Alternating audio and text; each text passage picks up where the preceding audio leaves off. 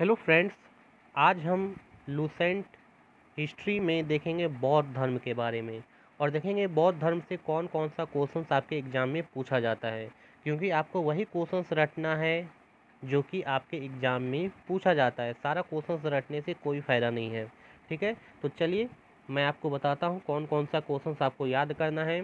तो बौद्ध धर्म में पहले आपको जो याद रखना है, ये याद रखना है कि बौद्ध धर्म के संस्थापक पूछा जाएगा। बौद्ध धर्म के संस्थापक कौन थे? तो गौतम बुद्ध थे।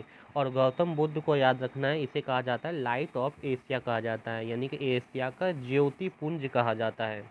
ठीक है, ये दोनों क्वेश्चंस आपके एग्जाम में 4-5 बार पूछा गया है। ठीक है, लाइट ऑफ एशिया किसे कहा जाता है? गौतम बुद्ध को।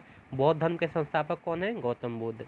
नेक्स्ट पॉइंट आपको क्या याद रखना है? नेक्स्ट पॉइंट याद रखना है गौतम बुद्ध का जन्म कब हुआ था? 563 ईस्वी पूर्व में हुआ था। ठीक है, कहाँ पे हुआ था? तो कपिलवस्तु के लुम्बिनी नामक स्थान पर हुआ था। तो याद रखना है, ये 2 पॉइंट आपको याद रखना है। इसके बाद याद रखना है कि जो गौतम बुद्ध थे उनके पिता का नाम क्या था? तो उनके पिता का नाम था शुद्धोधन, और ये शाक्य गण के क्या थे? मुखिया थे।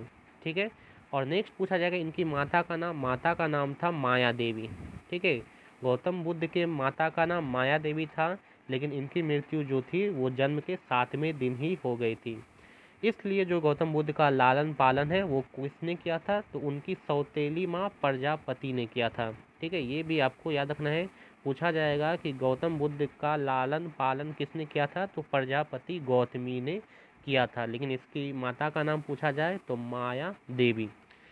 अब नेक्स्ट आपको याद रखना है कि बचपन का नाम, गौतम बुद्ध के बचपन का नाम पूछा जाए तो सिद्धार्थ था। ठीक है, उसके बाद पूछा जाएगा कि गौतम बुद्ध का विवाह किससे हुआ था? तो गौतम बुद्ध का विवाह जो था वो यशोधरा से हुआ था। किस वर्ष की आयु में? 16 वर्ष की आयु में हुआ था। और गौतम बुद्ध के पुत्र का नाम पूछा जाए तो राहुल। ठीक है, ये 3 पॉइंट आपको याद रखना है। गौतम बुद्ध का विवाह 16 वर्ष की आयु में यशोधरा से हुआ था, और इनका एक पुत्र था, क्या नाम था? राहुल। ठीक है, अब नेक्स्ट आपको ये पॉइंट आपको याद रखना है।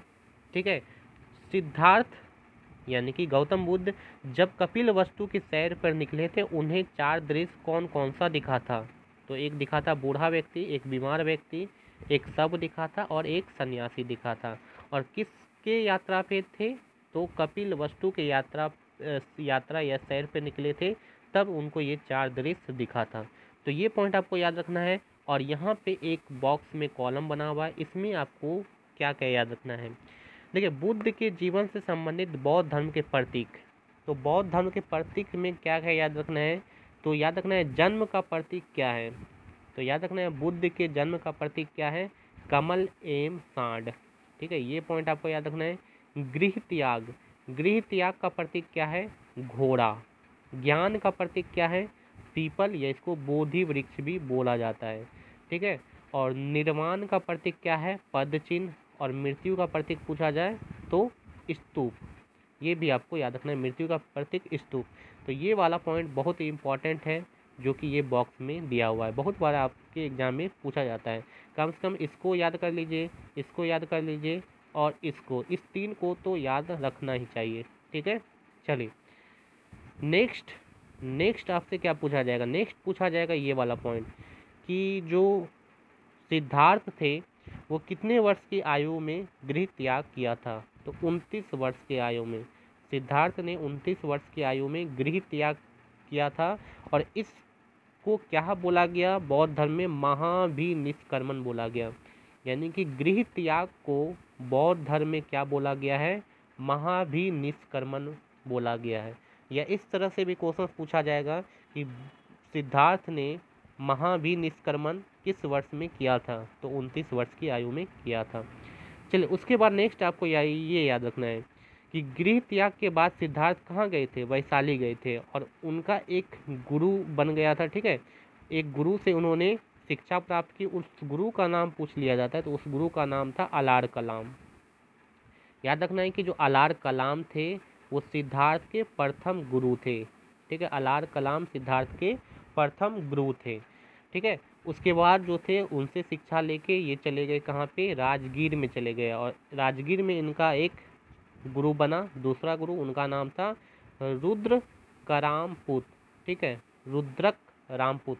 तो याद रखना है कि जो सिद्धार्थ थे इनका दूसरा गुरु कौन बना, रुद्रक रामपुत। लेकिन आपसे इम्पॉर्टेंट क्वेश्चन ये आपको याद रखना है कि अलार कलाम जो थे वो सिद्धार्थ के प्रथम गुरु थे, और इसको भी आपको याद रखना है। ठीक है, चलिए उसके बाद आपको क्या याद रखना है, उसके बाद आपको ये वाला पॉइंट आपको याद रखना है। इसमें क्या याद रखना है कि 6 वर्ष की कठिन तपस्या के बाद 29 वर्ष में इन्होंने गृह त्याग किया। ठीक है, घर को छोड़ा, और 6 वर्ष की कठिन तपस्या यानी कि 35 वर्ष की आयु में याद रखना है वैशाख की पूर्णिमा की रात निर्जना नदी के किनारे पीपल वृक्ष के नीचे सिद्धार्थ को ज्ञान प्राप्त हुआ।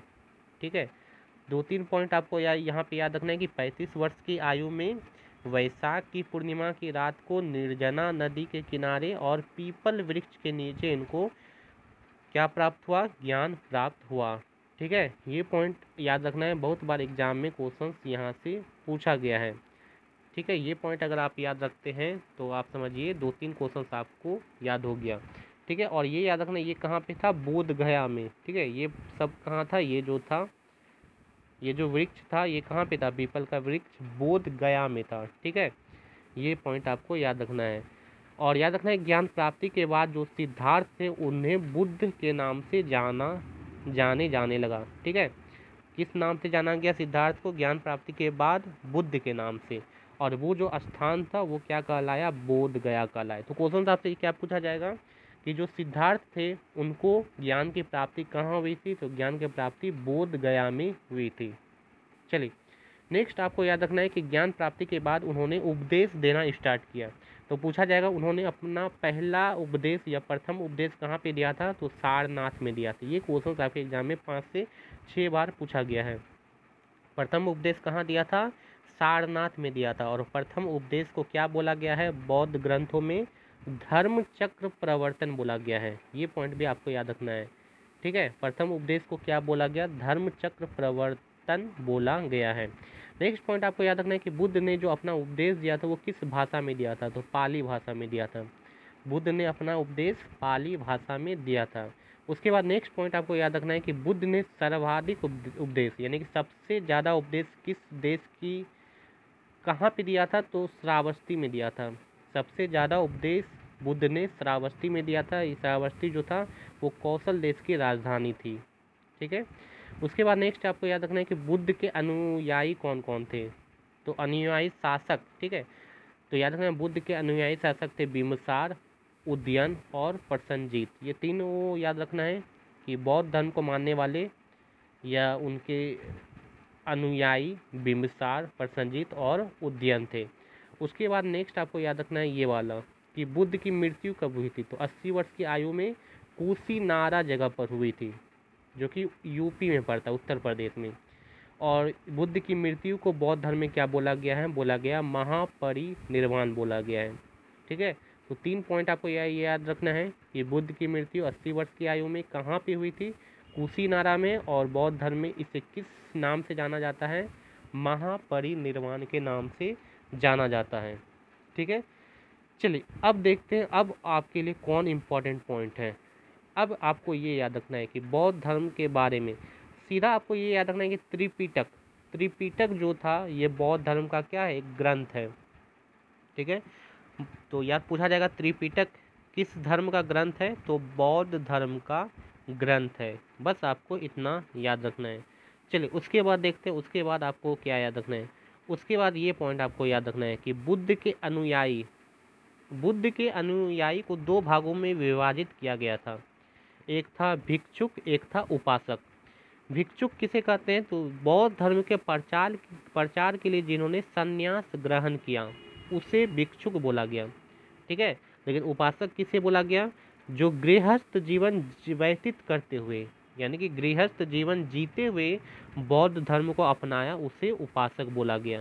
ठीक है, ये पॉइंट आपको याद रखना है।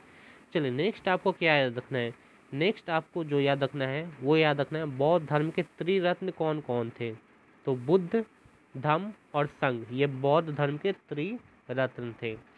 चलिए अब जो आपको पॉइंट आपको याद रखना है ये याद रखना है ये वाला पॉइंट, ये बॉक्स वाला बहुत ही इंपॉर्टेंट पॉइंट है। इससे कम से कम 6 से 7 क्वेश्चन आपके एग्जाम में लगभग 10 से 12 बार पूछा गया है।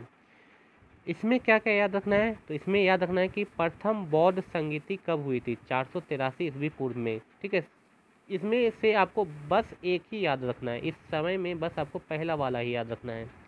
प्रथम बौद्ध संगीति 483 ईस्वी पूर्व में, और ये याद रखना है राजगिरी कहाँ पे हुआ था, तो राजगिरी में। और किसके शासनकाल में, अजात शत्रु के शासनकाल में। द्वितीय बौद्ध संगीति वैशाली में हुआ था, किसके शासनकाल में, कालाशोक के शासनकाल में। तृतीय बौद्ध संगीति पाटलिपुत्र में हुआ था, किसके शासनकाल में, अशोक के शासनकाल में। और चतुर्थ बौद्ध संगीति जो था वो कहाँ पे हुआ था, कुंडल वन में, किसके शासनकाल में, कनिष्क के शासनकाल में। और इसमें आपको ये वाला भी याद रखना है, उस टाइम अध्यक्ष कौन थे, जो चतुर्थ बौद्ध संगीति हुआ था उसमें अध्यक्ष कौन था, वसुमित्र था। ठीक है, ये सब अध्यक्ष को याद करने का कोई ज़रूरत नहीं है, बस चौथा वाला आपको याद रखना है, वसुमित्र। तो समझ में आ गया आपको कौन कौन याद रखना है। चलिए नेक्स्ट देखते हैं आपको क्या याद रखना है। नेक्स्ट पूछा जाएगा कि जो बौद्ध धर्म था वो किस संगीति में जो है 2 भागों में बट गया था। तो याद रखना है चतुर्थ बौद्ध संगीति में जो था बौद्ध धर्म वो 2 भागों में बट गया, हीनयान और महायान में। ठीक है, पूछा जाएगा बौद्ध धर्म किस बौद्ध संगीति में बट गया था, तो चतुर्थ बौद्ध संगीति में बट गया था। उस समय जो थे वहाँ के पूछा जाएगा, उस समय जो थे शासनकाल किसका था, तो कनिष्क का था। ठीक है, स्थान कुंडल वन में। तो ये सब आपको पॉइंट याद रखना है।